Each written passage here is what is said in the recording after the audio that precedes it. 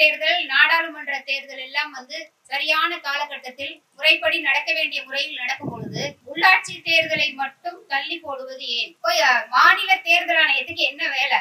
இவங்களுக்கு பீரியட் முடிய போது, பீரியட் முடியறதுக்கு முன்னாடி வாக்காளர் பட்டியல் சரிபார்க்கறதுல இருந்து எப்படி தேர்தல் நடத்தணுங்கிறதெல்லாம் உங்களுக்கு தெரியும். அதுதான் உங்க வேலையே. தோழர் ஜெயராமன் தோழர் சொன்னாங்க, ஒண்ணு அவங்க தமிழக அரசுக்கு கையாளா இருக்கணும், இல்லாட்டி அவங்களுக்கு வேலை தெரியாம இருக்கணும்.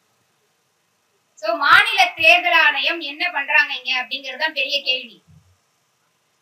இப்ப இன்னைக்கு நம்ம எல்லாம் இன்னைக்கு ஒரு போராடக்கூடிய சூழலுக்கு தள்ளப்பட்டிருக்கிறோம். இப்ப இது தெரியாதா? இது ஒரு அரசியலமைப்பு சட்டத்துல இந்த மாதிரி ஒரு 5 ஆண்டுக்கு ஒரு முறை தேர்தல் நடத்த வேண்டும் அப்படிங்கிற நடைமுறை இருக்கிறது. தமிழக அரசுக்கு தெரியும், தேர்தல் ஆணையத்துக்கு தெரியும். அப்போ இதை தள்ளி போடுறதுக்கான காரணம் என்ன? நிறைய காரணங்கள் சொன்னாங்க, அரசியல் காரணங்கள். இன்னைக்கு ஊழலால் நிறைந்திருக்கிறது தமிழகம். அதுல எந்த ஒரு மாற்று கருத்தும் இல்லை. அந்த ஒரு விதமா தான் இவங்க எல்லாமே நகரமயமாக்குதல், கட்சி சீட்டாக மாத்துவது, இதை எப்படி எல்லாமே அவங்க கட்சிக்காரங்களே எல்லா இடத்துலயும் இருக்கணும். ஒரு பொதுமக்கள் இன்னைக்கு சொல்றாங்க, ஒரு பொதுவா இருக்கக்கூடிய ஒரு மக்களை தலைவராக்கும் ஒரு தேர்தல் இந்த உள்ளாட்சி தேர்தல். அப்ப இந்த உள்ளாட்சி தேர்தலை நடத்த விடாம அங்கேயும் இவங்களே ஆட்சி செய்து அங்கேயும் கொள்ளையடிக்கிறது, ஊழல் பண்றது, இந்த மாதிரி வேலைகளை தொடர்ந்து செய்வதற்கான ஒரு சூழல் தான் இவங்க இப்ப பண்ணி வச்சிருக்கிற இந்த சூழல். இவங்க ஒரு பக்கம் பண்ற கேலி கூத்தை தாண்டி இன்னைக்கு நடக்கிறது என்ன அப்படின்னா, கிராமப்புறங்கள்ல அவங்களுடைய அந்த ஆளுங்கட்சியை சேர்ந்த ஒன்றிய செயலாளர்களும் மாவட்ட செயலாளர்களும் சின்ன சின்ன பொறுப்புல இருக்கக்கூடியவர்களும் அவர்கள் கையில் பொறுப்பை எடுத்துக்கொண்டு அவங்க உள்ள பண்ற அரசியல் தாங்க முடியல. அதை பண்றத மக்கள் அரசியலாவது பண்றாங்களா அப்படின்னா அதுவும் இல்லை, அதுவும் கட்சி அரசியல் தான். மக்களுக்கான தேவைகளை ஒட்டி ஆளுங்கட்சியை சேர்ந்தவர்கள் சிந்திப்பதே இல்லை. அப்படி சிந்திச்சா கூட சரி, எலெக்ஷன் தான் நடக்கல, ஏதோ மக்களுக்கான தேவைகளாவது நிறைவேறுது அப்படின்னு சொல்லி ஏதோ பொறுத்துக்கலாம். ஆனா அங்க உள்ள நடக்கிற அரசியல் எல்லாம் பார்க்கும்போது கேலி கூத்தாக இருக்கு, வேதனையாக இருக்கு. ஒருத்தரும் போட்டி போட்டுக்கொண்டு அடுத்த எலெக்ஷன்ல யார் சீட்டு வாங்கலாம், என்ன படம் காட்டலாம் நிறைய சொன்னாங்க. இன்னைக்கு ஃபுல்லா போட்டோ ஷூட் தான். படம் காட்டுற அரசாங்கம் தான் இன்னைக்கு படம் காட்டிக்கிட்டு இருக்காங்க அரசாங்கம். நம்ம படம் பார்த்துக்கிட்டு இருக்கோம். இப்போ மக்கள் என்னைக்கு கேள்வி கேட்க போறோம்? இன்னைக்கு இவ்வளவு பேர் இந்த இடத்துல உட்காந்து உண்ணாநிலை போராட்டம், ஊரக உள்ளாட்சி தேர்தலை உடனடியாக நடத்த வேணும்னு சொல்லிட்டு இருக்கோம்.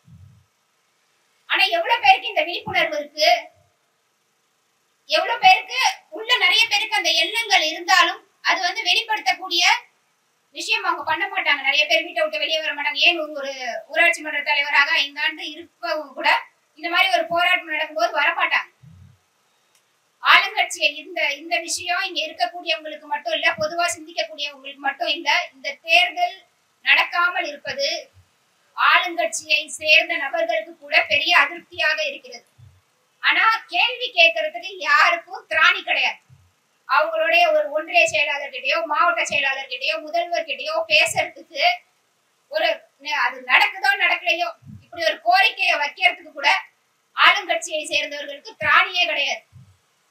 என்னைய கூப்பிட்டு சொல்றாங்க, நீங்க கொஞ்சம் சொல்லுங்க, ஏன்னா நம்ம தானே இப்படி எல்லாம் உட்காந்து போராடுவோம், அதனால நம்மள்ட்ட தூது விடுறாங்க, இப்படி போய் கொஞ்சம் சொல்லுங்க. திமுக காரவங்களே, இதுல என்ன பெரிய விஷயம்னா திமுக காரவங்களே நம்மள்ட்ட சொல்றாங்க, நீங்க கொஞ்சம் சொல்லுங்க, நீங்க தான் கொடி பிடிப்பீங்க, நீங்க தான் போராடுவீங்க.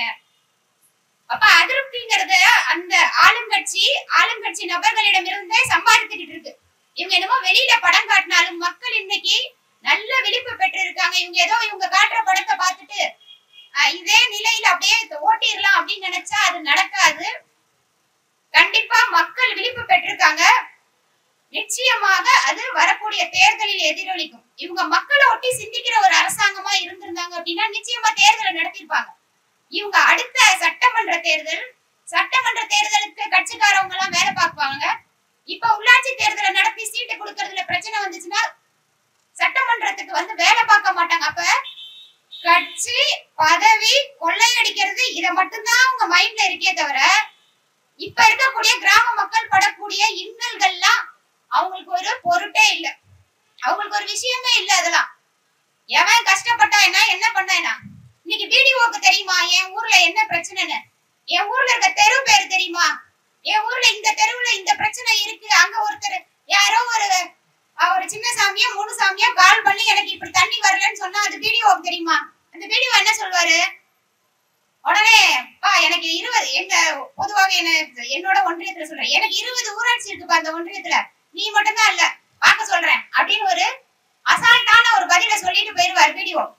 அது அவர் சொல்றது நார்மல் தான், அவரால் பார்க்க முடியாதான். ஒரு பிடிஓ 20 ஒன்றியத்துல 20 ஊராட்சிகளை ஒரு ஒன்றியத்துல கட்டுப்படுத்துறது மிகவும் சிரமம்.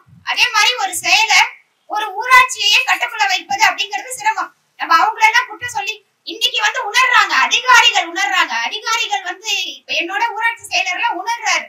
என்ன அப்படின்னா, இந்த தேர்தல் நடந்திருந்தால் எங்களுக்கு ரொம்ப சுமூகமா இருந்திருக்கும்.